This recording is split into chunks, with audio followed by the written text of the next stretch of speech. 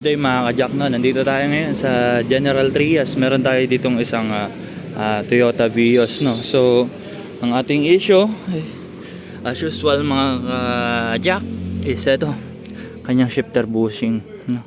Nabaklas na natin. Yan, ano na natin. Then ito, na-confirm natin na ang kanyang shifter bushing ang nabasag. So, ngayon, papalitan natin siya mga ka-Jack and ibabalik na natin, no.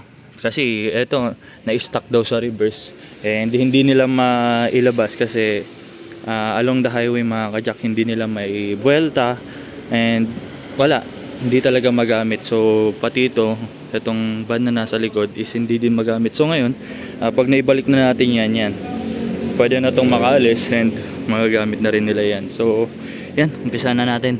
Ito na mga ka-Jack, no, naikabit na natin ang ating shifter bushing and nasi-shift naman na siya. Yan. Yan. So ngayon, ibabalik na natin siya nang sa ganun ay magamit na. So ito na mga ka-Jack, no, naibalik na natin yung mga kailangan nating ibalik. Yan, ngayon, yan. Kanina nag-stuck siya sa reverse, ngayon nasa park na siya. And ngayon, yan, gagalaw natin. Reverse, neutral, drive, neutral, reverse, park. So all goods na, ipakita naman na natin kay sir and na drive test ay na testing naman na natin. So all goods na. Yan.